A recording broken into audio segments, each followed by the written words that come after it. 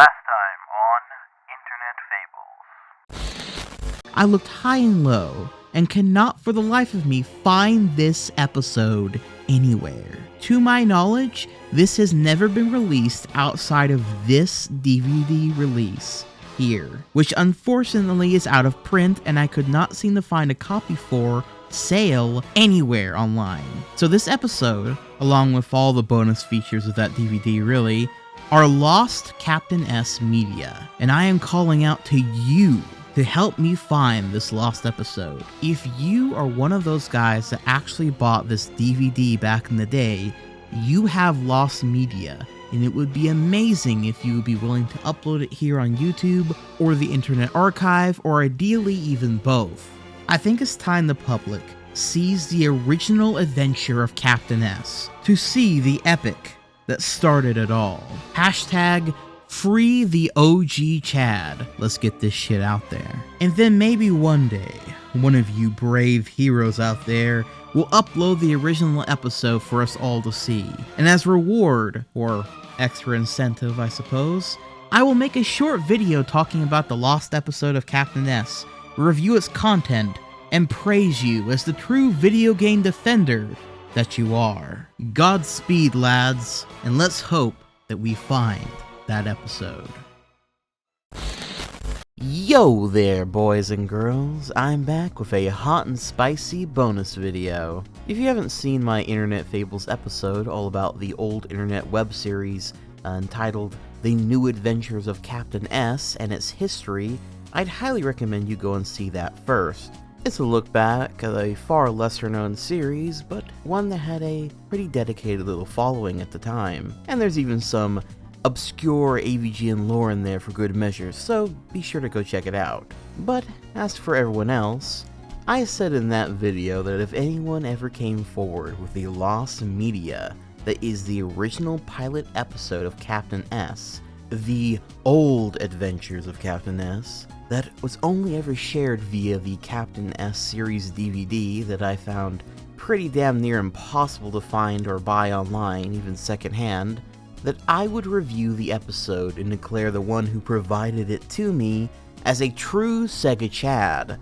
And well, lo and behold, who should be the one to come forward to provide me this ancient piece of internet history? Why, none other than the Chadster himself, Brett Vanderbrook, otherwise known as Captain S. Yes, that's right, the man himself reached out to me with the goods, and it also gave me the wonderful opportunity of being able to interview him about the series and get some info that has not been heard anywhere else before, such as the second attempt at a Captain S Season 2, and what that exactly entailed. But before we get into that, I think you all deserve to see the original Captain S pilot provided to me via Brett. Oh, and I should also note that while Brett did reach out to me first, there was actually someone else that also reached out to me with the original episode of Captain S. That being Patrick Burden, or a Cold Guy,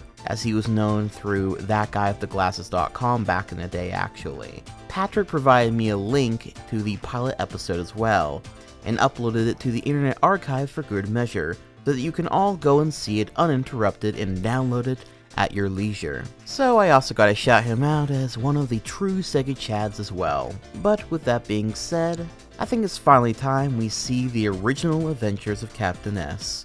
So let's get started, shall we?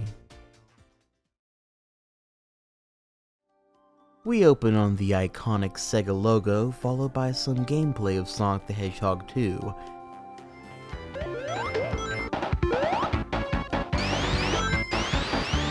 And then,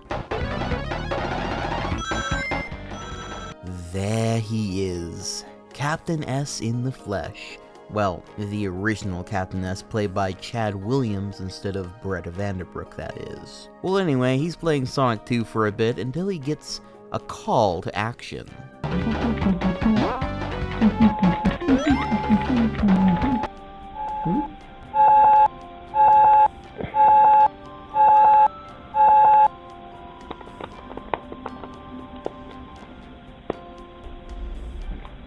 Ah yes, so very charming. So Video Game Land is in danger, and Captain S is off to go eat something and saying like one of the only lines in this whole video.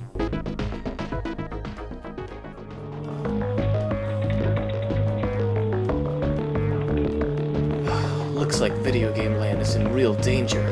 Man, I'm hungry. We then get this 16 seconds of this single shot with video game beeps going on in the background and nothing really going on.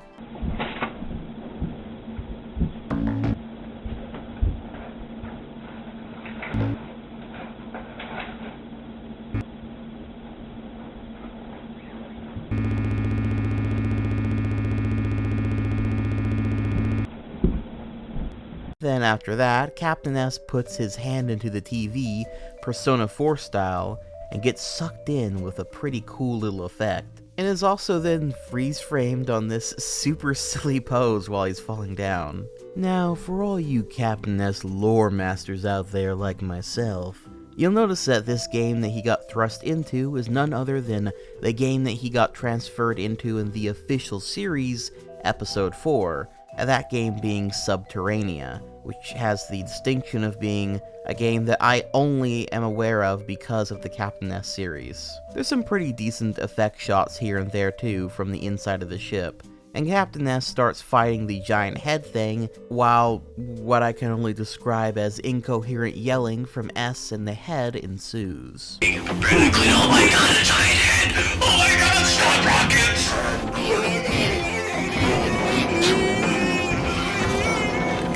Wrong game!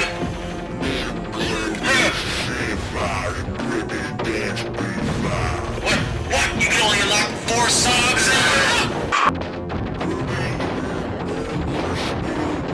Die!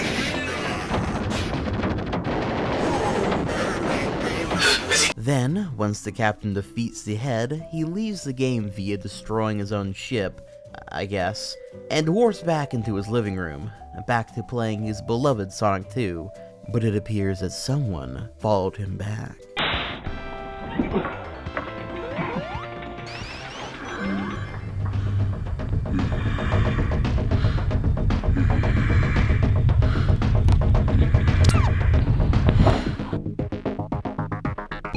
And that is it, ladies and gentlemen. That was the original adventure of Captain S. Now, you might be thinking, my bro, Dylan, what the fuck, that wasn't really much of anything at all. And yeah, even Brett mentioned ahead of time that this video really was more of a proof of concept and really nothing more than that. Still, it is a piece of internet history that was lost, that is now, thankfully, found, and freely available to anyone who wishes to watch it, which is pretty damn cool in my books. And another big win for internet history preservation. Alongside the episode, Brett also provided me with the behind-the-scenes stuff from the DVD as well, which is nothing major besides some outtakes and bloopers, but it's still a lot of fun regardless. Like this one in episode 4's outtakes, where we see Chad Williams recording some of his lines for the Game Genie, or making silly faces for the talking head, or as I call him, Philemon. Give us some pain. You getting your up there in your base, killing your dudes. God, oh no, yeah. Keep your head high. Keep your head high. Keep your head high. You're dying, but you're high because you're in frame. Oh. Squirrel. Your days are numbered. Squirrel. Squirrel. Squirrel. Squirrel. Squirrel. Squirrel. Squirrel. Squirrel. But it hurts. Or pretty much anything involving Devin Riley as Ness. Kent, what the hell is wrong with you? Cut. Heads up! Cut. Oh, this is out of my hands! Cut. He's been abusing his powers in the realm of the flesh. I've seen him. See to it that this process is sped along. See to it that this process is sped along. I grow weary of this box. Action.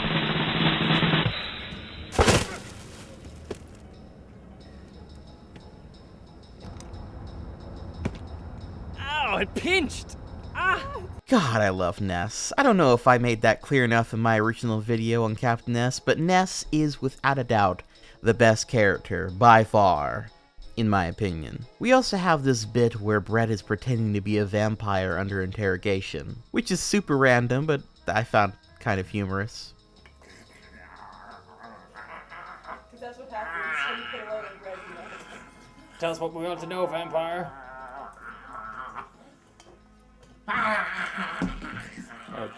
Then finally we have this lovely little slideshow showcasing several behind-the-scenes shots, as well as just shots of the general cast and crew hanging about. And something about this slideshow and the music here gives me the warm and fuzzies, if you know what I mean. It's wholesome, strangely nostalgic. It makes me so very, very happy that I covered this show and got the chance to talk to Brett Vanderbrook about the show, which I suppose I ought to showcase now.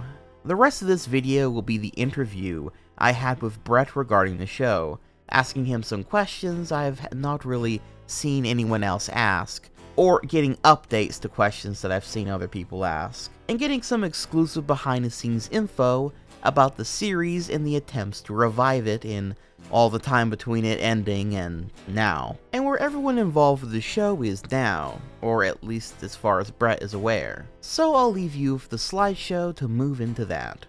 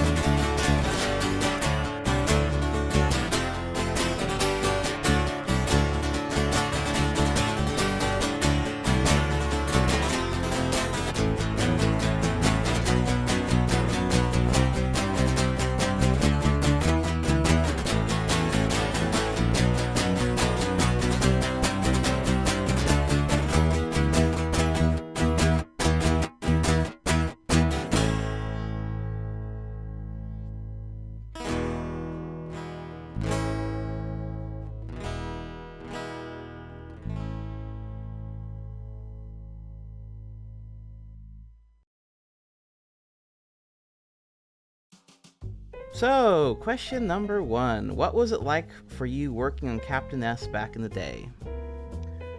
I mean, some of my fondest memories are working on that.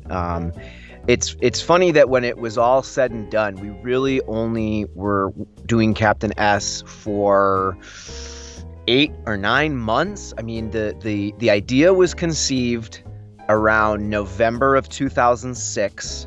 We shot the first 3 episodes on a crummy little, DV camera in December of 2006 before we knew what it was going to be and, what we were going to do with it. We brought it to MagFest 5 in January 2007 and showed the first 3 episodes. And I think that was around the same time that we were shopping it. We were like, are we just going to put this on YouTube? Are we going to try? And like Screw Attack was kind of becoming big at the time, mostly because of James Rolfe. Like they had a couple other creators like Awesome Video Games, and there were a few other things on there as well at the time. But like the flagship was definitely the Angry Video Game Nerd. Mm-hmm. And we reached out to them, and I think we showed them the videos, and they were interested in it. And then so we sat down and said, okay, this should be. If we're gonna keep doing this, like we should maybe like form a production company, which we did, and that's where PBC Productions came from. We decided to be a little more serious about the production quality. We went out and spent a lot of money at the time for, some early 20s kids on a Panasonic HVX 200, which at the time was like very high-end camera. And we got like a really nice boom mic. And then we kind of like decided, okay, it's gonna be 10 episodes long. We would sort of work in these 3-episode chunks and take turns writing, directing, well, not editing. Chad did all the editing, but like, yeah. And so like, I mean, by the time we did the last thing we did, the last Captain S related thing we did that actually was completed was this Christmas special with James Rolfe, and that was shot in April of 2007. April or May maybe of 2007. So I don't even think we had finished. We'd even premiered the last episode of the season yet, and we were already working on that. And then that premiered in like August of 2007. I want to say, like, that was the joke. It was the middle of the summer, but we're doing a Christmas special. And that was kind of it. That was like, you know, obviously the next year there was the whole writing of season 2. So there was a lot of like writing meetings. But really, yeah, it was just that November 2006 to like August 2007 that we were like actually working on shooting Captain S videos that were finished. But like in my memory, I think because it was just like we poured our whole lives into it. It feels longer than that. It feels like it was like years, but really it wasn't even a year. But yeah, I have lots of fond memories of that.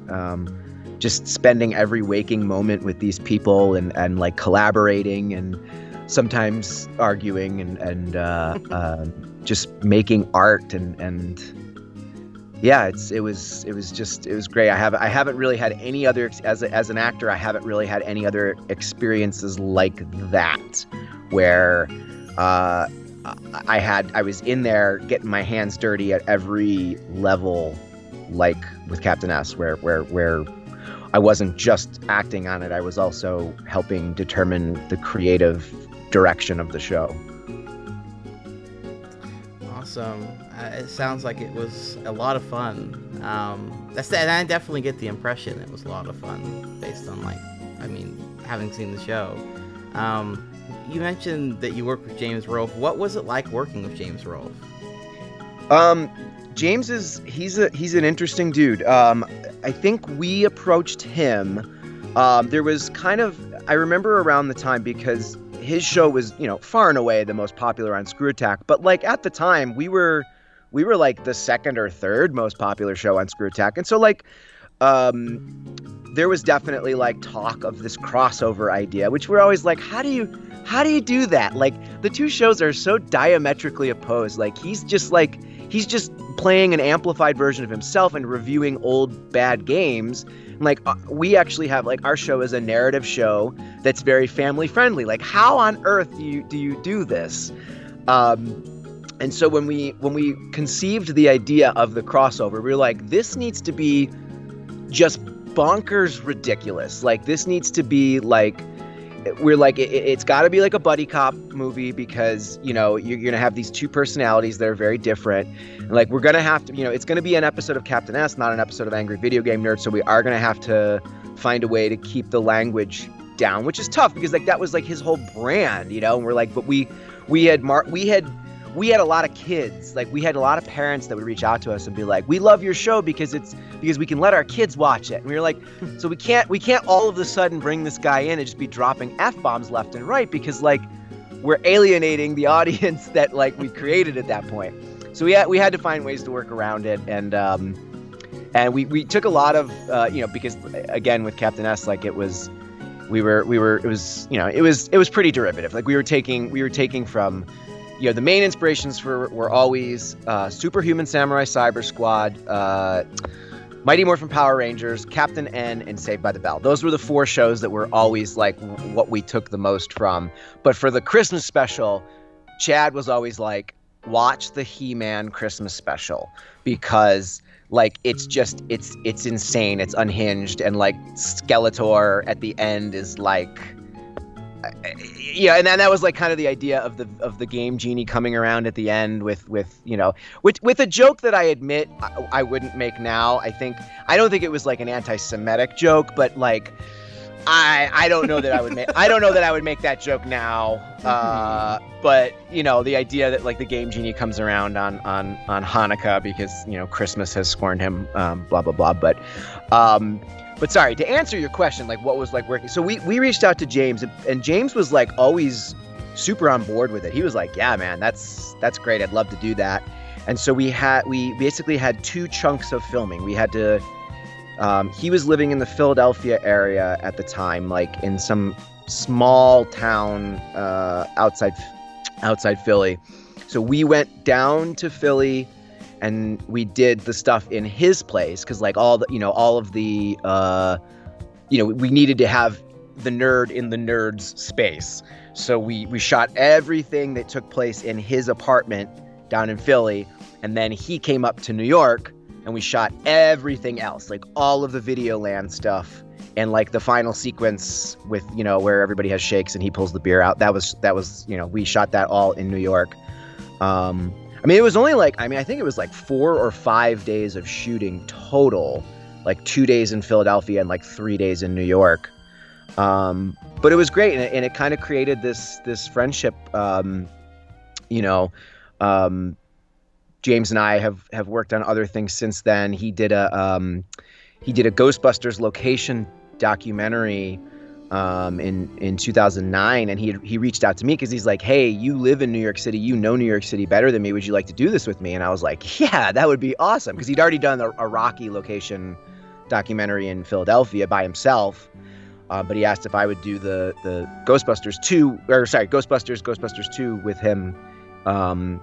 So he did that, and we would, every time there'd be like a MagFest or a gaming con or something like that, and the two of us were there, we'd always hang out. And he's so funny because he's not at all like his character, and I think this has become pretty common knowledge at this point that James is, he's very soft-spoken, he's very kind of reserved, and he's definitely an introvert. And he can be kind of awkward. But when he gets to know you, he definitely opens up a little bit. But yeah, it's funny because you meet this guy who's just whose whole persona is screaming and yelling and cursing and it's just bigger than life. And then you meet him in person and you're like, hi, James, I'm Brett. And he's like, oh, hey. And I definitely called him out on that a little bit. We did, I don't know if you ever saw it, in 2013, we did a Friars Club style roast of James at Too Many Games, this convention that happens in Pennsylvania. And that was another moment that was that's a really fond memory of mine. But yeah, we had a bunch of internet personalities, people from the internet. We got together on stage and we all did a Friars Club style roast of James Rolfe. And yeah, I definitely brought that up in the roast. But yeah, no, working with James was great. He's a one-man wrecking crew, man. The dude he's just really, really good at shooting, editing. He can just fly through it. He has an unmatched work ethic. And yeah, working with James is great. We always talk about everyone, especially throughout the pandemic, we would occasionally, text each other hey man, how you doing? He's got family, a wife, the whole 9 yards now and everything. So I don't really see him much anymore, but we always say we should work together on something again, but the opportunity has not arisen. Obviously, one of the things with Captain S is it only ever got one season. And, it's kind of... I think a lot of people didn't even know that there was going to be a second season. And so, what was going to be the plans for, a Captain S Season 2, or dare I even say Season 3, or whatever? What did you guys have planned, I suppose? Well, in 2009, we did actually basically come up with a season 2 for Screw Attack. Screw Attack was going. We had after season 1, we knew that it was not sustainable to do it the way we had done it, which was basically not make any money on it and just wait for merchandise and DVD sales to hopefully eventually give us our money back. And so we had partnered with Screw Attack. We were trying to come up with a way, we're look, can we do advertising tie-ins? Can we do some sort of product placement or something? Reach out to a brand, be hey, look, we have this family-friendly show on the internet, Pizza Hut or Pepsi or somebody, would you want to throw us a few bones and we'll place your product in. And we were actually at the time, Ivy, who played Becky, was working in that field, and she got us some interviews. And honestly, it was like the catalyst to get Screw Attack to offer us money, because like they saw that we were like actually approaching brands and like having serious conversations like in New York City marketing offices and stuff. And so they were like, okay, we'll, maybe we'll give you this money. And they took a huge gamble and they wrote us a check for $10,000, which we ultimately returned after we determined that the timeline that we were under, and like there was a lot of reasons that we weren't real happy with the scripts we had come up with. There was a lot of, you even played a clip from another interview in your video where we talked about like too many cooks. There were too many people, too many ideas, feelings got hurt, and yeah, it kind of ultimately ruined season 2, along with the idea that like Screw Attack wanted it all done by Black Friday, and we were like hashing this out in May. We're like, that timeline is impossible. Even for like a Hollywood production with that kind of money, like when we're still just like kids with day jobs and stuff. So, but the basic premise for the first season 2 that we came up with was going to be, we were going to introduce a couple new characters. We had this guy named Adam Jaguar, who was going to be like based on the Jaguar, the Atari Jaguar, and like the joke with him was going to be that like the Atari Jaguar was like their whole shtick was like it was just powerful, like the games weren't great, like it didn't do well, and so he was going to be this character like in Videoland who just it just had a lot of power but didn't know how to use it, and was going to be sort of a comic foil to Chad's more even-keeled Captain S. And then we were going to have the main villain be this computer programmer, and we were going to very much steal from Batman Forever. Like he was going to very much be like a not Stanley Ipkiss. That's the Mask. What was the Riddler's name? I'm forgetting as well. Yeah, but it was going to be, we were going to basically rip off Jim Carrey's Riddler for this character, where he was going to be this like eccentric game developer who had these ideas for games, but like the publisher was like, no man, just make what we tell you. And like he was going to become scorned, and he was going to be able to get part of the X code. I don't remember exactly how, but he was going to be able to enter Videoland, and he was just going to wreak havoc, and he was going to kind of be the boss, and he was going to ultimately resurrect the Game Genie. I'm sure I could pull up all the I'm just doing this off the top of my head right now. It was supposed to but it was going to be a bigger, longer, like it was going to be more like 15 episodes instead of 10. And I think each episode was going to be a little bit longer, where we were doing like 7, 8, 9-minute episodes. I think they were going to be more like 15-minute episodes. So like it was ambitious. It was like, and it was going to be really, really post-production heavy, like a lot more time spent in Videoland. And we weren't going to do the stop motion sprite Videoland. Like it was going to be like a shot on a green screen.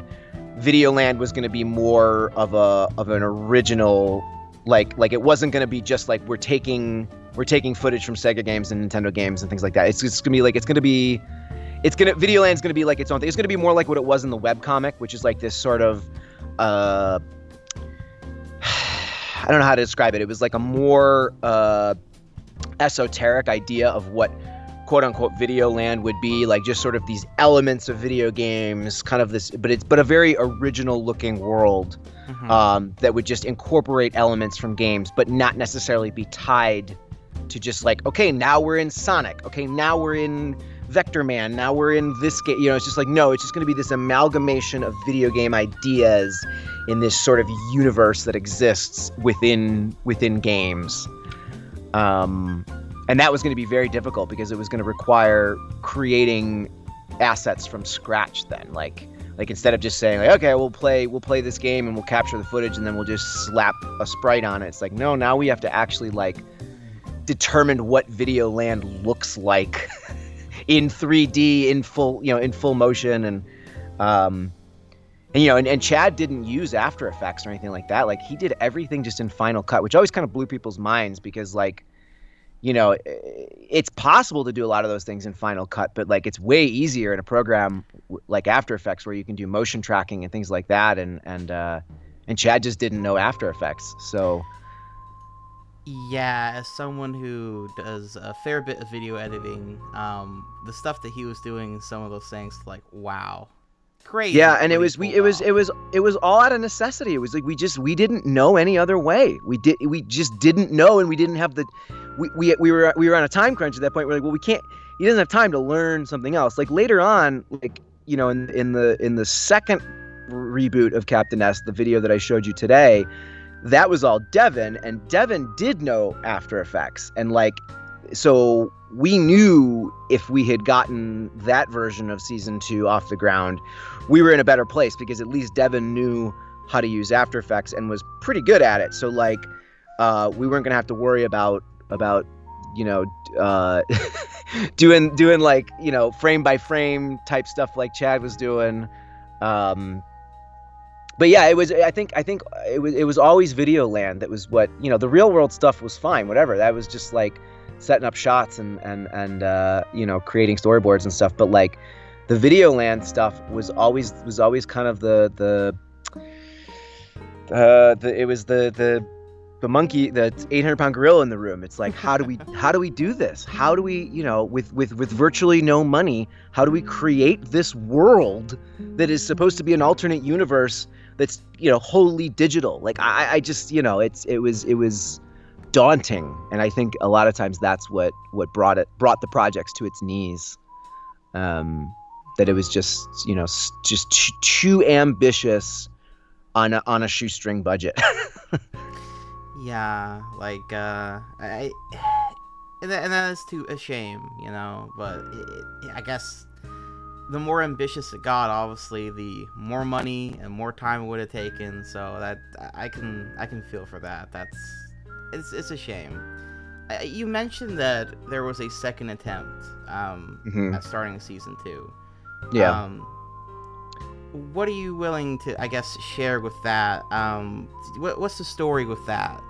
So yeah, I mean, I'll definitely talk about it. A couple years later, so 2009 was the ScrewTech ordeal, and that fell through, and really, Captain S was dead in the water. No plans of ever bringing it back at that point. And we made the little tongue-in-cheek Captain S addresses the world video, which was very sad to make, but basically we had to be like, look, it's not going to happen. But then a couple of years later, MagFest, the music and gaming festival that happens in the DC area every year, was getting a lot bigger, and it had just moved from the Hilton Mark Hotel in Alexandria, where they had hit their cap of like 3,000 attendees, and it moved to the Gaylord in National Harbor, Maryland. And it just moving from that one hotel, they like more than doubled. It was like they went from like 3,000. I think the first year in the Gaylord it was like 9,000. Now they're like at 20,000 plus. I mean, it's a behemoth, but at the time it was still growing, and we had just gone there, and it was like very exciting. Like we were just like we came back like full of energy and like inspiration. And there was this night that we were all hanging out, and Devin and I started talking about what if we brought Captain S back, what would we do? And we both agreed. We're like, well, it's got to be tonally different. We don't want to do the family friendly early 90s cornball aesthetic anymore. Like we didn't want to necessarily, like I said, we didn't want to necessarily go like total Christopher Nolan Batman, like that level of dark reboot. But we're like, it needs to be more dull. It needs to be a little bit darker, but more rooted in realism, like less. Because like if there was one regret I had about the first season is that a lot of people who watch it are like, oh, they're just bad actors, and it's like, well, it was kind of a choice, but I guess maybe like if you didn't really know what we were going for, maybe like, or if you didn't grow up with like shows like Saved by the Bell that really didn't have very good acting, like I don't know, maybe that's lost on you. So we're like, okay, like it needs to be a little bit more rooted in realism, a little bit darker in tone, Needs to up the stakes a little bit. It needs to be less derivative. We don't want to just like everything is like, hey, remember that show? Remember that thing? A little more original. So we banged out this outline, which I shared with you in Skype earlier. I found the actual outlines that we wrote up. We came up with a couple arcs. We decided that the episodes were going to be real short. We were like, the internet's attention span is non-existent. So like, let's just do like a bunch of like 5-minute episodes. We'll just do a lot of them. We'll do like 20 to 30 5-minute episodes. And we had this idea that Chad was older. On the outline, it said he's 5 years older. I thought I remember him being that we were like, he's gonna be like 10 years. Like he's gonna be like pushing 30. We always painted him as a slacker in high school in the first season. We were like, that's gonna transfer to adulthood. He's gonna just have like a dead end job. He's gonna have no money. His life is gonna suck. But he's the video defender. So it's like, it was this dichotomy of like, in Videoland, he's like king of the world. And then in the real life, everything sucks. And it's because that he spends all of his time in Videoland that he's like, he basically has ignored his responsibilities in life. And he's watched all this. We had a joke that like Lunk, who was always like just kind of a dumb jock, is going to be like the CEO of a fast food company. Like he's going to be like insanely rich. Becky will have like moved on and she'd have like a good job and be in a stable relationship. And Chad was just like sleeping on this dude's couch we were going to bring, we were obviously going to bring back Nigel. We were going to, we'd actually written an episode for the first incarnation of season 2 that we were going to almost pull verbatim because we really did like it. It was this idea of like Nigel, becoming this sort of like anti-hero. So like, he's not the bad guy that he was in season 1. He's more of this like morally ambiguous character in season 2 where and like Chad needs to find him. And we were going to have this whole episode dedicated to like, what happened to Nigel after he disappeared, when Videoland fell. And we had this whole thing about like save states and how like if Chad gave up his position as video defender in Videoland, they would overwrite him.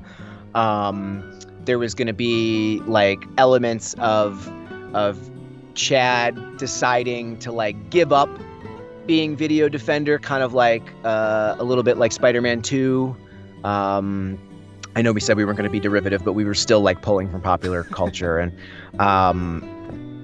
there was going to be like a Groundhog Day type episode where like Chad keeps dying and coming back to the same place over and over again.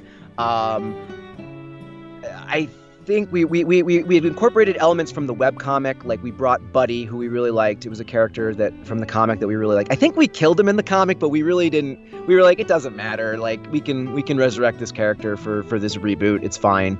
But we also had the idea of the Null, which we had in the comic, where the Null was this like, it was like corrupting Videoland and creating glitches, and that was going to be a big part of the rebooted season 2. The idea of like Videoland glitching out and like corrupting, and I don't think we were going to bring the Game Genie back like we were in the first incarnation. There was going to be, I don't know that there was going to be like one overarching villain. Like it was going to be more like Videoland as a whole is in danger of being destroyed. But ultimately we were gonna we loved the idea of the series ending with Chad going back in time, like being able to go back to before the first season happened, and like making sure that none of it ever happened. Which like, I don't know, it was the idea always tickled us of like Chad going back in time, like destroying the Game Genie and punching Ness in the face, and then like and then they drink shakes. Like it would have been like the one like cheesy nod to season 1 we were gonna do. But yeah, unfortunately it never got beyond those we obviously shot the first, we we shot one episode. We never finished editing it. We premiered it at MagFest in 2014. We had raised a little bit of money for it. We had just on Kickstarter. No, I'm sorry, not even on Kickstarter. We put something out on Facebook to our friends. We're like, hey, Devin and I are working on this project. We're gonna ultimately do a Kickstarter, but for now, like, if anybody wants to donate to it, and like we actually got like $700, which was like insane.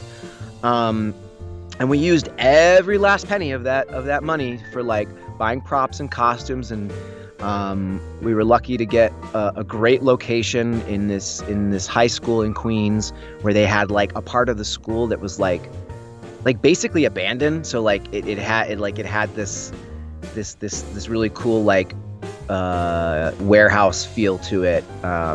Everything was sort of dirty and like there was just junk everywhere, and we used that for like the opening scene.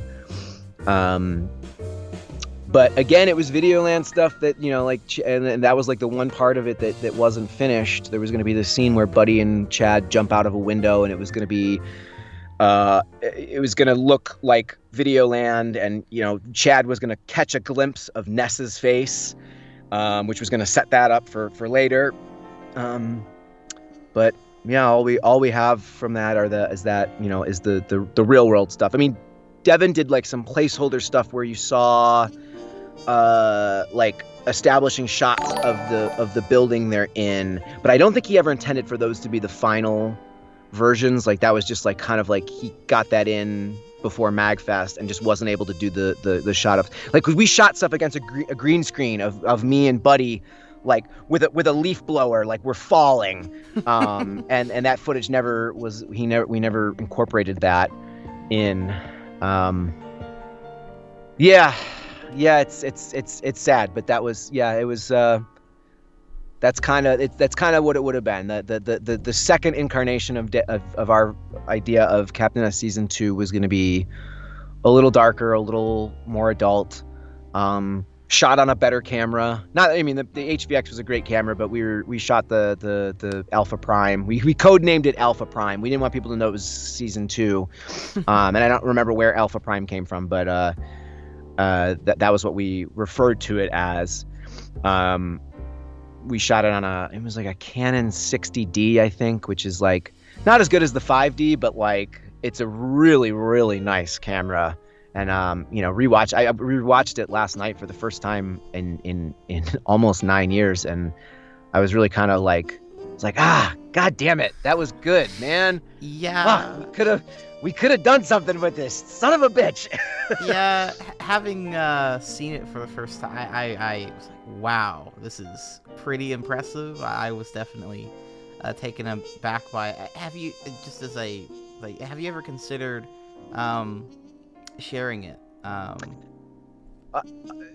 No, I mean, because in my mind it wasn't finished, and I feel like over the years we really strung our fans along, and I think that a lot of them got kind of jaded by that. We kept talking about season 2 and like we kept hinting at it, and it never came to fruition, and I never wanted to be like to give anybody hope. But I think maybe if I were to like release it, like preface it with like a video of me being like, hey, just want you all to know this is just a peek in the past. Like, this is not me saying Captain S is coming back. This is not me saying we're working on anything new. This is just like to show you something that we worked on that never came to fruition. I think if I prefaced it that way, and especially with it now being, I mean, my God, that was almost a decade ago, Yeah. I think it would be fine. I think we could. It would be getting Devin on board. Devin is kind of a tortured genius and like hates everything that he does, and I don't know. In fact, like in order to get that video, I reached out to Chad. I was like, "Hey, Chad," because Chad had nothing to do with it. Like it was just me and Devin on that incarnation. But Chad, for a little while at MagFest, was doing this like film festival, and we gave him a Blu-ray of that episode. And so the other night I was just like, hey Chad, is there any chance you still have that Blu-ray? Because I don't know if I want to reach out to Devin, because I don't think he'll give it to me, because I don't think he ever wants it to see the light of day. And thankfully, Chad did have the Blu-ray still, and he ripped it for me and sent it to me. So I don't know that I would want to do it without Devin's blessing, and I don't know that I would get that. For sure.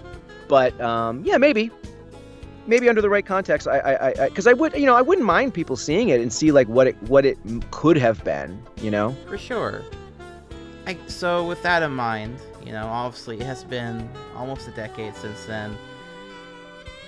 Have you ever considered doing anything with Captain? And I guess if you could even like imagine doing something with it these days, do you even like have any idea what you would do with it?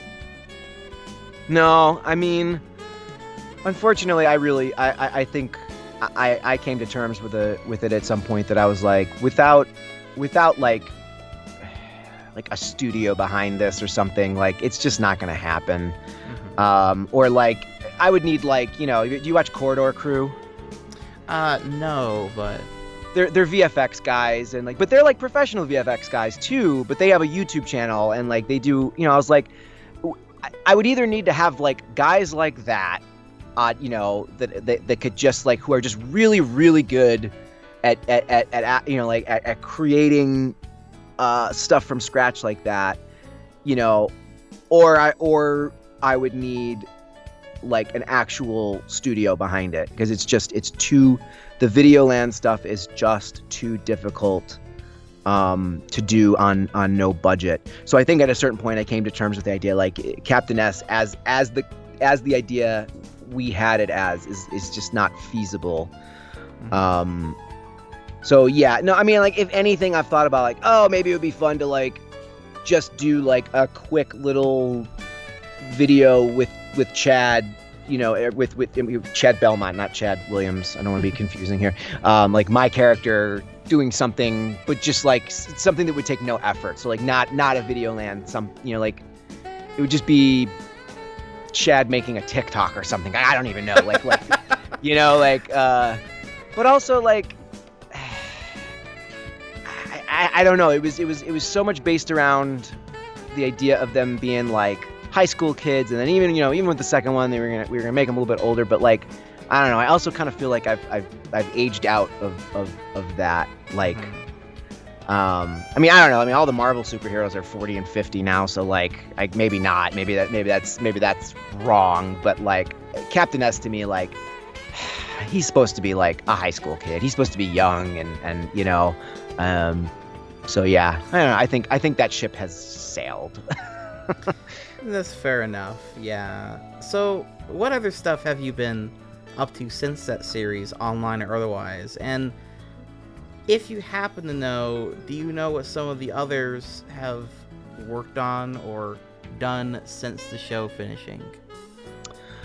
I mean, for me, over the years, I've worked on some other projects. I mean, like I in my life, I do a lot of auditions just for commercials and things like that, you know, just like real world type stuff. But in terms of like web video projects like Captain S, I've never been involved with anything since that's to that kind of scope. I've done some little stuff here and there, you know, like I said, I did the video with James. We did the Ghostbusters location doc together. Brent Floss and I have done a handful of these really, really insane, we called it game drunks. It was supposed to be like we would play video games and create drinking games out of it, and just, you know, it came out of the idea of him doing a video when, you know, a million years ago that he called the effects of alcohol, where it just showed him like playing video games and getting increasingly drunker, and he was like, oh, this would be cool to do it like with another person and put like a game aspect in it. So we did a bunch of those. We've even talked, he's back in New York now, we've even talked about maybe resurrecting that, much to the chagrin of our livers. But yeah, I mean, it's been just sporadic, just things like that. Otherwise, just, you know, working boring day jobs in real life, or for me, like more night jobs. But as far as everybody else, Chad and Z, they actually still live in the exact same apartment, the apartment that was Chad's apartment in Captain S. They're still there. They have 2 kids now, who are, oh my God, they're getting old. The first one was born in 2013, so he's 9, and the other one is like 7. They are both puppeteers. Chad, Z was always a puppeteer. Chad kind of became one by being married to one, and they created a company called Wonderspark Puppets back in 2010. And Z took over. She took over clients for another woman who was doing puppet shows for kids. Like it was. They would go around and do parties and things like that. And that's basically what Wondersparks is. And now it's mostly just Chad. Chad does it kind of on his own. Z works for the Jim Henson Foundation. She has for over a decade now at this point. I don't remember how long she's been working for the foundation, but that's like her main job. And then she does still occasionally do puppet work. In fact, like her big thing was recently she got to play a character on Sesame Street, which was like a lifelong goal of hers. So that was really cool for her. Devin, I have not spoken to in several years. I don't really know what he's up to. Last I knew, he was up in Middletown, New York, which is where he and Shale, his brother who played Lunk, grew up. Shale, again, also I have not seen him in years. The last I knew, he was in Florida, but I have had no contact with him. He's not really... Besides Twitter, he's not really on social media, so I don't really see what he's up to. Ivy, every once in a while, we message each other and we say, hey, we should hang out, and then we don't. And then Darren, who had nothing to do with Captain S, he became a part of PBC after Captain S was over already. But he's the only one that he's like a close friend of mine who I still see all the time. He was involved with like the first incarnation of season 2, but he got to PBC too late to be part of season 1. But yeah, he works for WebMD, and he and his wife and their daughter are still in the city. And he's the one that I still see like all the time. He was also involved. Chad and Darren were both involved with X Strike Studios prior. Like that's kind of how we all met, in college, doing improv comedy together in X Strike Studios. It's funny. Chad had actually reached out to me via the YouTube comments on his channel. I'm like, oh, I didn't even know he had a channel. And so then I went and I was like, oh, like puppeteer and stuff like that. Yeah. See, I didn't know that it was Z that was like the origin point of that. Because the first thing that came to my head was the little like puppet thing in Captain S, like the one little skit y'all did where it was like you and Darren and it's like them like Chad and Nessa's kids. I'm like, me and Devin, Devin. Yes, that was. I know you're a lot younger than me, but do you remember in the early '90s on Nickelodeon there was a show called Wienerville? And it used that style of puppetry where the host, Mark Wiener, his head was through you could see his head, and then there was like a very small body, and you would manipulate the arms and legs of the body, but it had the human-sized head. That's where we took that from. And this actually reminded me, at the time, because Z was in the puppetry world, we were like, fingers crossed, maybe Mark Wiener would do this. And we reached out to Mark Wiener, and he actually responded. I mean, he declined politely, but he actually responded, and we got instead of it being Nigel's dad, we got Deb Hertzberg, who's a puppeteer who plays Nigel's mom. But yeah, there was a lot of puppetry elements in Captain S, and like not always ones that you noticed. Like there was a lot of like in one of the episodes there's like wires that are snaking up around nests that we used like fishing line to do. There's like in episode 6, Chad is like making an egg float in his hand. so there were a lot of puppetry elements, and that was all Z. But yeah, that was the most what they call the humanette. It's like a marionette but with a human head. That style of puppetry. That was Z. That was like the most overt puppetry that we did. And we did a lot of like non-Captain S stuff that was puppet related. We definitely had puppets were always a part of PBC Productions because of Z. But yeah, then Chad, he went in whole hog and like became a puppeteer himself. Learned the tricks and trades, and like Chad wrote a book about puppetry. He has a book on Amazon about puppetry now. Wow. That's so cool to see. I was like, wow, I never would have expected that, and so it was cool to learn about that, and Z's involvement and everything. So yeah, very, very interesting. So now here's a question that I wanted to ask you, because it's one of those things that I guess you could say it's a big part of why I even make videos to begin with, and that is like when I look back at older series, especially stuff that like I grew up with, I always wonder how people feel about that, like that's because that's something that you usually think about. Like, I guess it's like, maybe if it's a TV show or something, this is an internet series, it's kind of the first generation maybe where that's kind of becoming a thing. Yeah. People grew up with that, and it's going to continue onward from here. So I guess I was going to ask, how do you feel about your internet legacy? And that there are those, maybe, probably many, who grew up with you and your characters. I guess, how does that feel in general? I mean, I have no delusions of grandeur. I understand that that in the grand scheme of things, our show was pretty small, even for an era when like internet video was not getting the number of views that it was. But like, we did have fans. We did, and it was always kind of fun and humbling to be out in the world. Now, normally we would only ever be recognized if we were at a video game specific event like MagFest or another video game, or sometimes anime conventions too, because there was a lot of crossover between anime and video game conventions. And for a while, yeah, you'd go to these things and people would come up and they'd want autographs, they'd want pictures. That fades over time, It's been a number of years.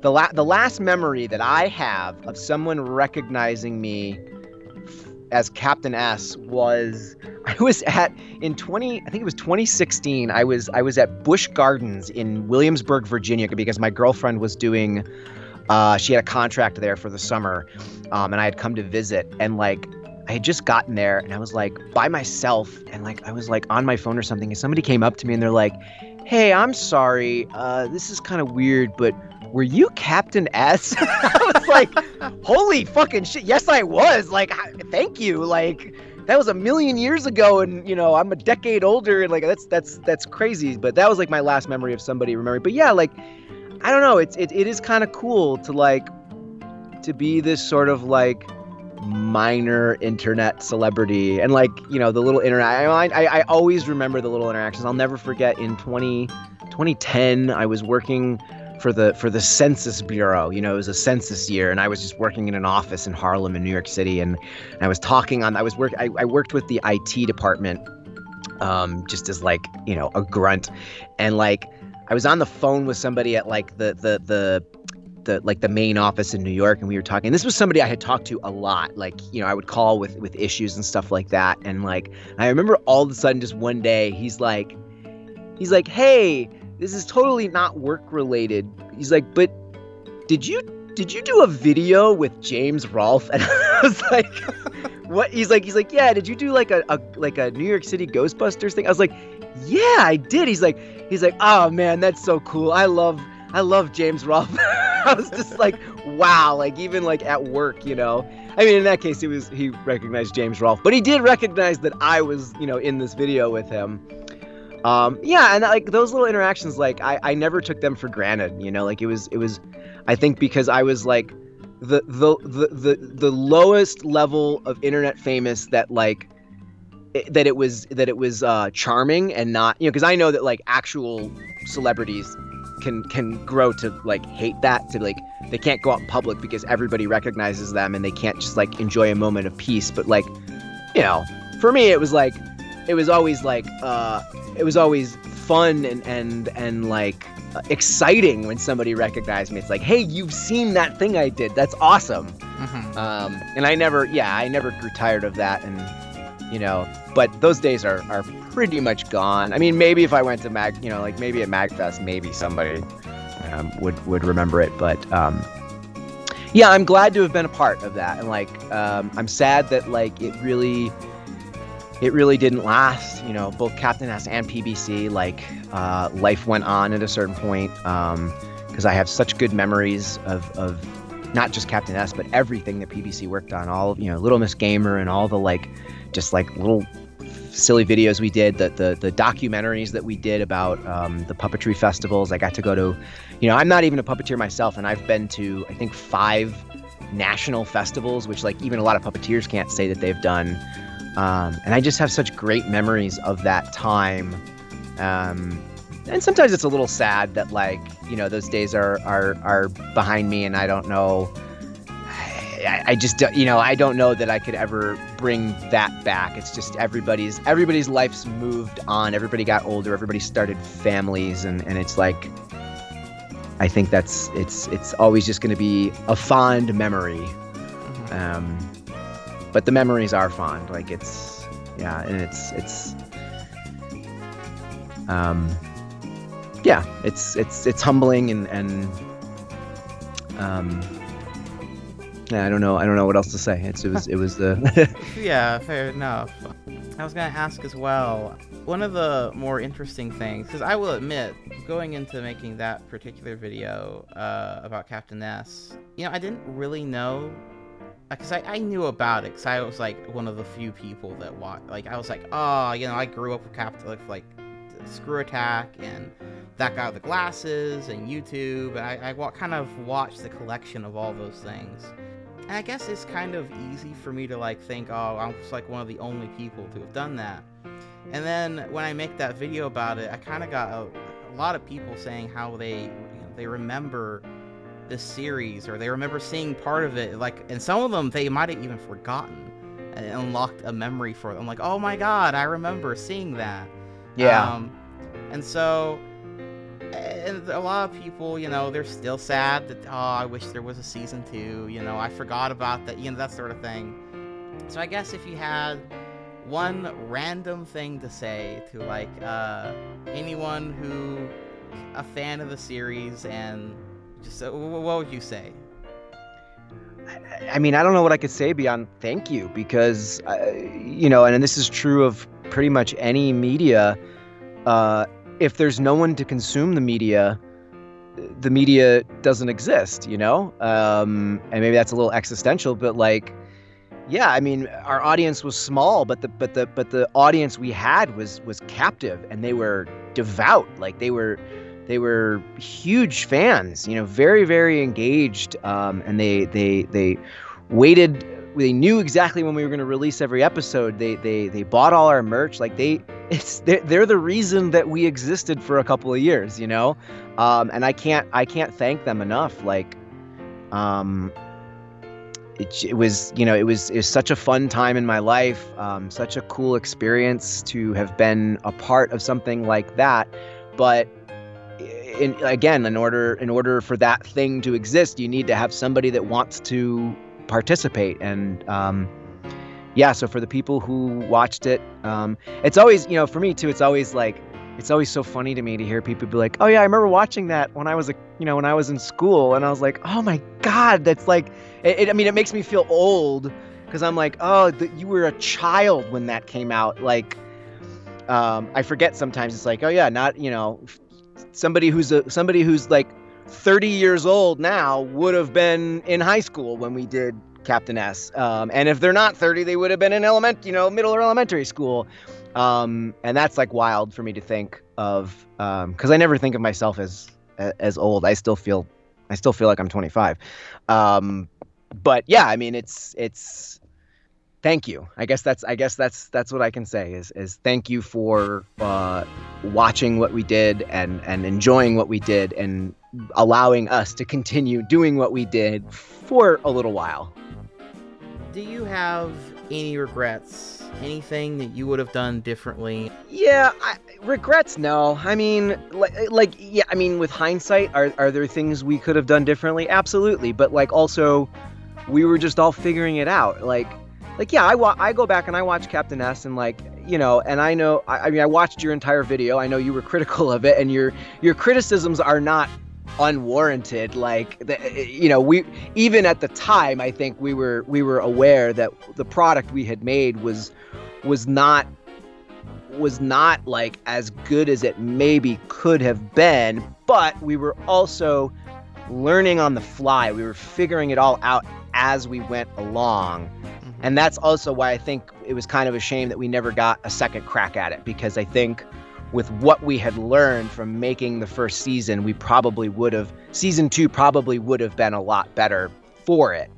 And, you know, we did not amass the audience we could have, I think, because a lot of people watched the very first episode and were turned off. You know, I mean, and you can see that from the drastic drop off in views on YouTube from the first to the second episode. And you mentioned it too. It's like, yeah, it's too bad because, like, by episode 4, we had kind of gotten in a groove and we had gotten better equipment, and, like, the show did get a lot better.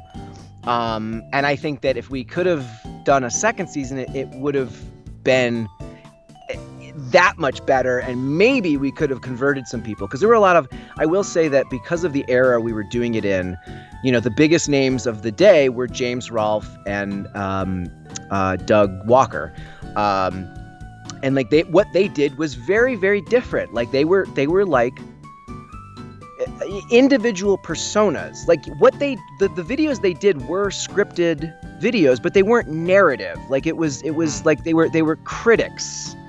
And what we did was very different. It was like an episodic show. But the people who criticized us didn't see it that way, didn't care.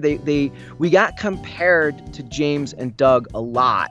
And they called us cheap imitations. And it always made me so angry, because I'm like, how are we an imitation of what they do? We couldn't be more different, other than the fact that video games are the subject matter. What we are doing could not be any different. And it was only exacerbated by things like the Christmas crossover, and then that ill-fated slow motion improv fight in the parking lot, which, like, that, I'll tell you what, man, like, you gotta have a thick skin to release things on the internet. But when that video went up, my feelings were hurt, man. Like, there were a lot of people, particularly fans of Doug. I think by that point, fans of James had kind of, like, they were, whether they liked Captain S or not, they knew who I was at that point. But Nostalgia Critic fans did not know who I was, and they were like irrationally angry that I was in that video. And, like, there was a good reason why I was in that video. It was like we were at Digital Press, which is this independent video game store in New Jersey, that we got a good relationship with, and we had planned for months to do this, because we had done the Christmas episode the year prior, or this was 2008, and he had asked, like, hey, do James and you guys want to do like a signing event, like a little, like, event at Digital Press? And we're like, yeah, that's great. And then, like, a week before we were gonna do it, James reaches out to me and he's like, hey, so, you know, right now that Doug and I are kind of in the middle of this fake internet beef. And I was like, yeah. He's like, so he's coming to the New York area, and we need to film a video, but he's literally going to be there for a day. Like, he's driving from Chicago. He's going to be in New York for a couple of hours, and then he's going to drive back. And he's like, we need to film this, and I need to do it while we're at Digital Press. And he's like, I feel bad because, like, this was supposed to be about us. And then he's coming in. He's like, he's like, we're going to have this, like, slow motion fight in the parking lot. He's like, do you want to be involved with it? And I was just like, yeah, man, sure, cool, whatever. and we did it, and it was a lot of fun. Like, people really dug. The people who were there thought it was hysterical. But then they released the video on the internet, and people were so nasty about it. They were so mean.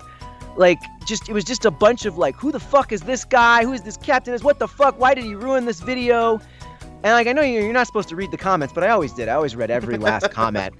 And like those hurt me. Like, we got a lot of nasty comments on the Captain S Angry Video Game Nerd crossover. A lot of nerd fans didn't like it, but what I'll say about that is that for every person who didn't like it, we got 2 new fans. Like, we got people who they were the less vocal people, but they were like, you know, for every person who really just straight up was like, this is stupid, we hate this, you nerfed the nerd, you didn't let him curse, what is this Mickey Mouse bullshit, you know? But for every person that was like that, we had 2 more people that were like, you know what, we discovered Captain S because of that episode. So I don't know if it's specifically a regret, but like, that's like, yeah, like looking back on that time, like it always bugged me when people like compared us to Doug and James. Cause like, again, like, it's like, what? He's like, and they would even say it too. They're like, oh, Captain S is just a 2-bit game reviewer. I'm like, Captain S never reviews a game. Like, can you at least go watch the thing that you're shitting on before you say these things? Like, that's not like Captain S was not a game reviewer.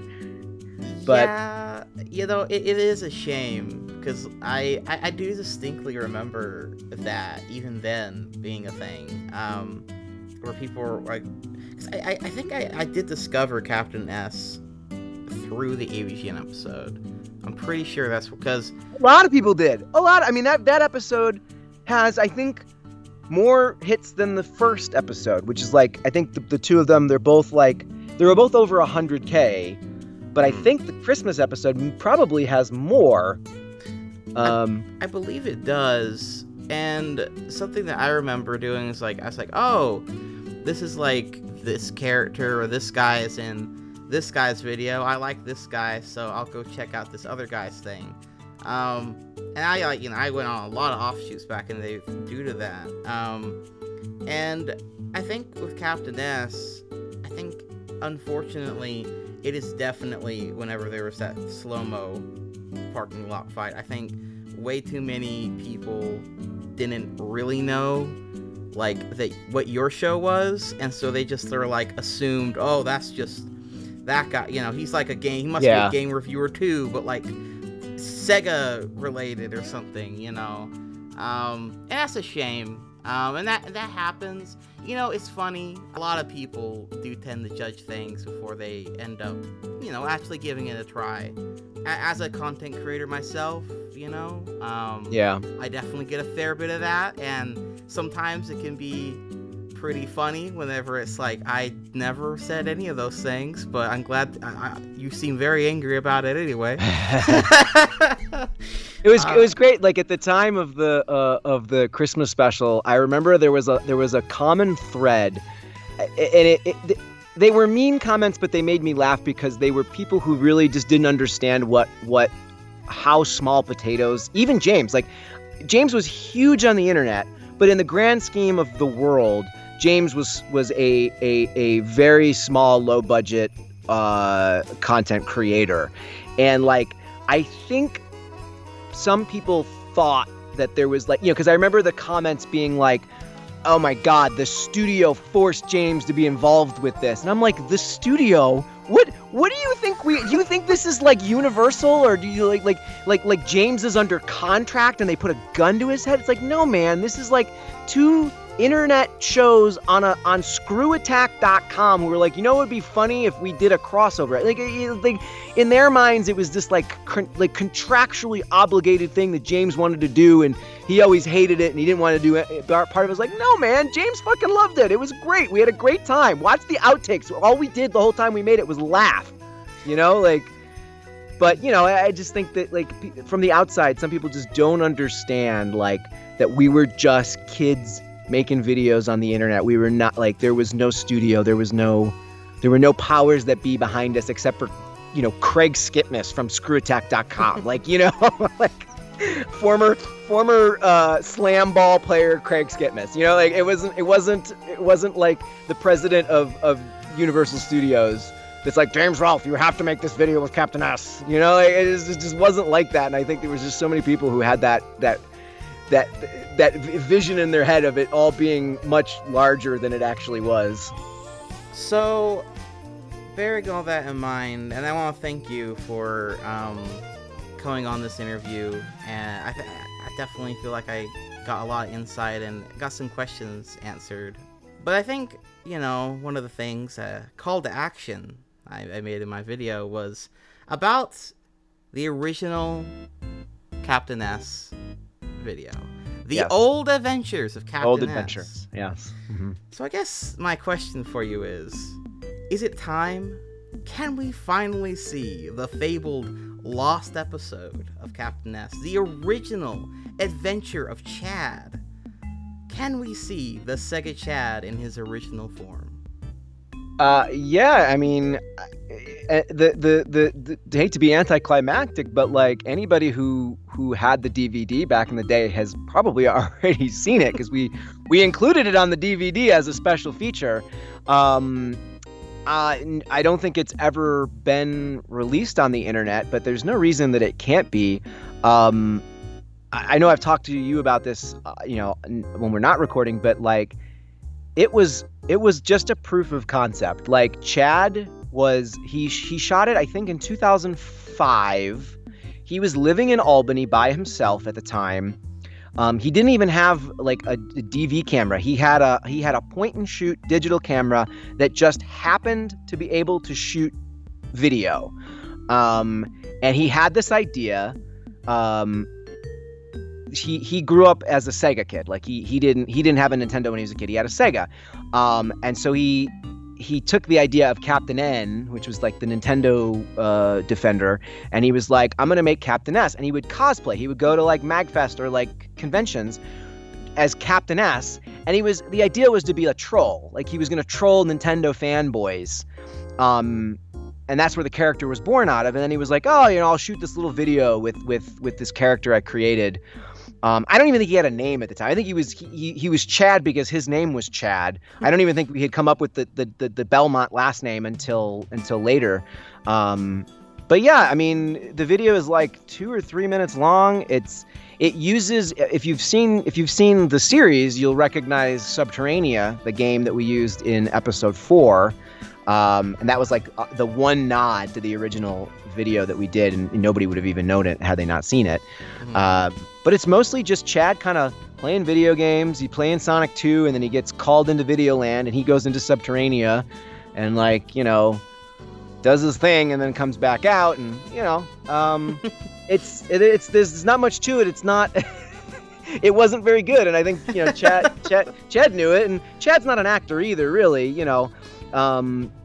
So I think, you know, when we were conceiving the series a year later, Chad had no intentions of playing the character, and that was when he asked me to do it. But yeah, I think the internet can see it. Don't get your hopes up. I mean, it's a thing. It's a thing that Chad did, but you know, it is what created the series. You know, I mean, that I'll never forget. We had actually gone to see Borat, the first Borat, in the theaters in 2006, and so it was me, Chad, Devin, Shale, and Ivy, and I think it was the first time I had met Shale and Ivy. I know I had met Devin. Devin was he was 19 at the time. I think I had first met Devin when he was in high school at like a convention. But his older brother Shale, I only heard of because he was doing music, like he did video game music, and that's why he would come to conventions and stuff.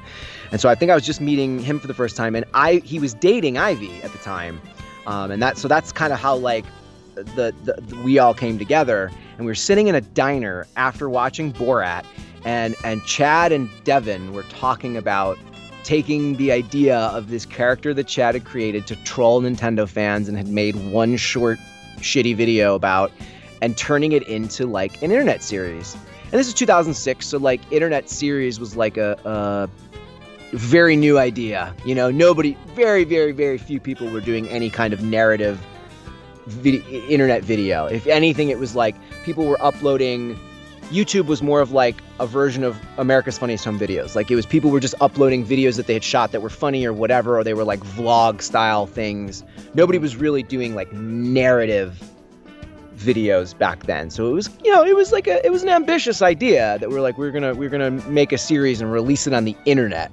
Because even Extra Studios, we had done a lot of video game parody movies, but like nothing was released on the internet. There was no way to do it. There was no way to release internet videos in like 2002, 2003, 2004. YouTube didn't exist yet. There was no good way to compress and have it. And nobody had fast enough internet either. So we would just make these movies and release them on DVD. So in 2006, like deciding that you were going to make a series and we're going to release it on the internet was like kind of a, you know, it was like, all right, this is uncharted waters. Yeah.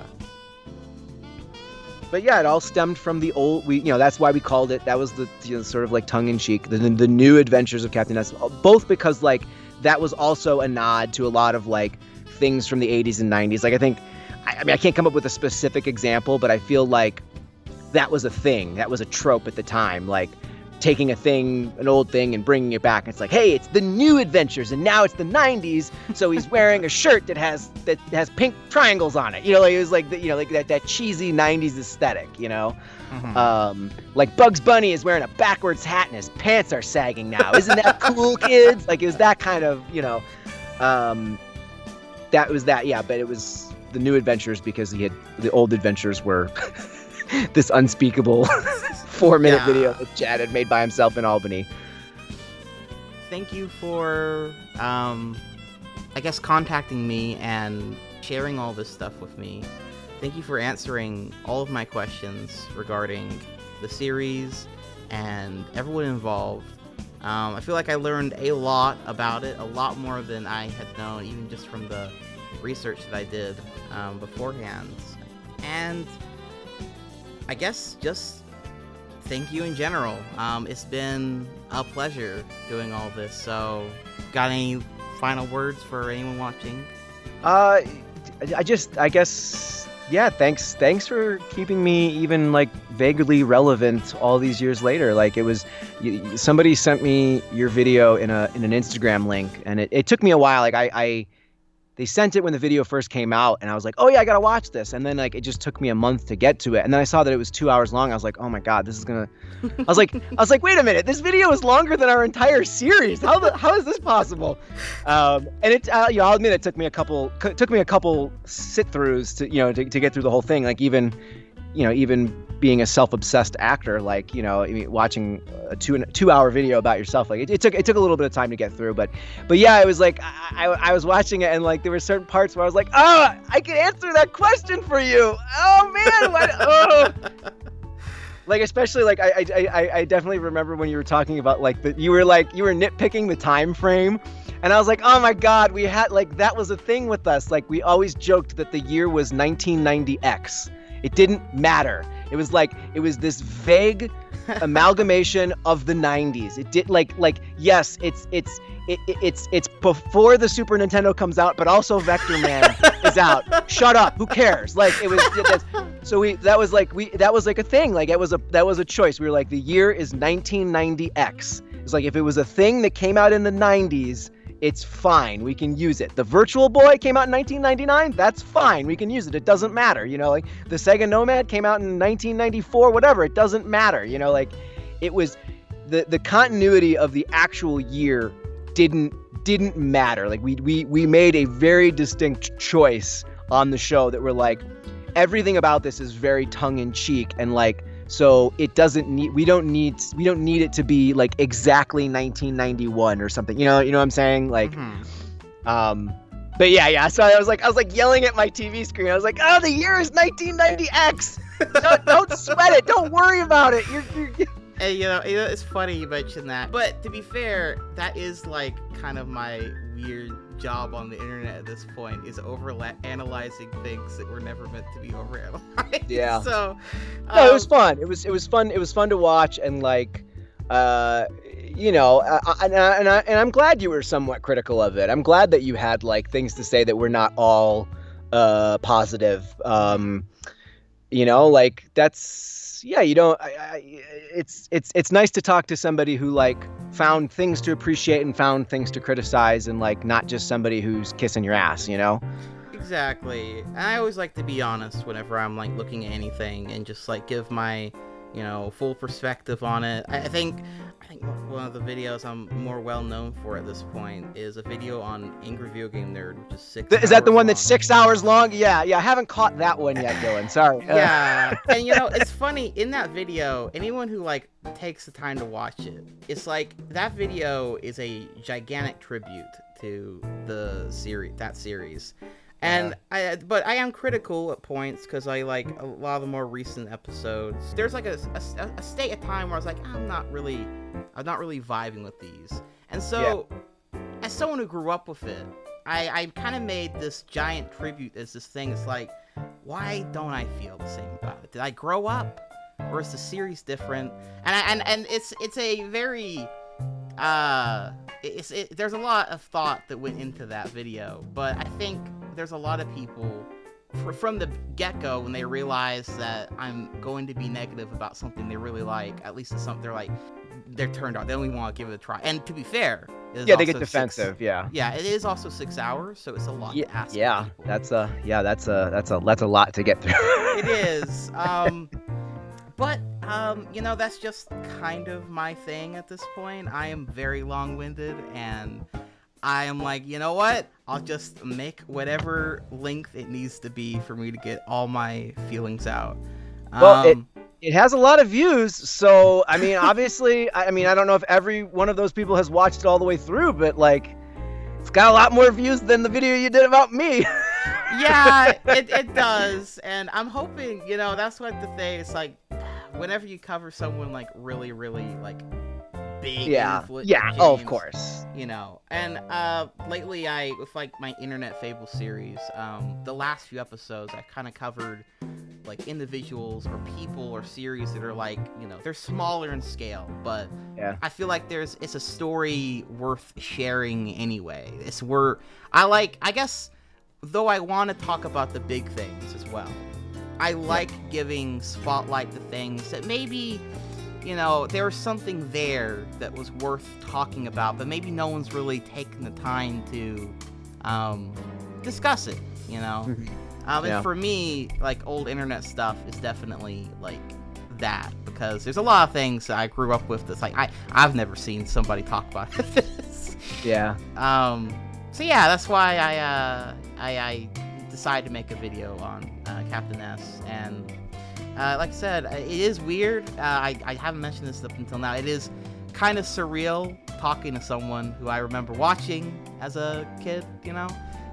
But at the same time, I really appreciate it, and the fact that, you know, I said nice things and I said negative things about it, and the same way, it's all cool. Yeah, no, I mean, like, I certainly didn't take offense to anything that you said in it. You know, it's not, like I said, the criticism wasn't unwarranted. I feel maybe at certain times you were a little too nitpicky about things, but like you said, that's sort of your MO. But yeah, honestly, this is the first time in years that I've like talked about Captain S in depth, you know, outside of like maybe mentioning it with my friends. So yeah, it's a great opportunity to revisit this, and I've had fun. Like, I popped the DVDs into my computer, you know, to see what I could send you, and I was like watching things that I hadn't watched in years, and you know, that led me to find the Alpha Prime video, which I don't think I've seen since January 2014.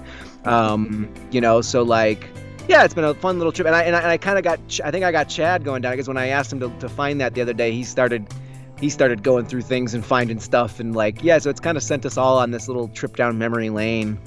And it's hard to believe that it was 15 years ago. Like, I mean, it was a decade and a half ago. It just, like, time is weird. It just like, it doesn't feel like it was that long ago.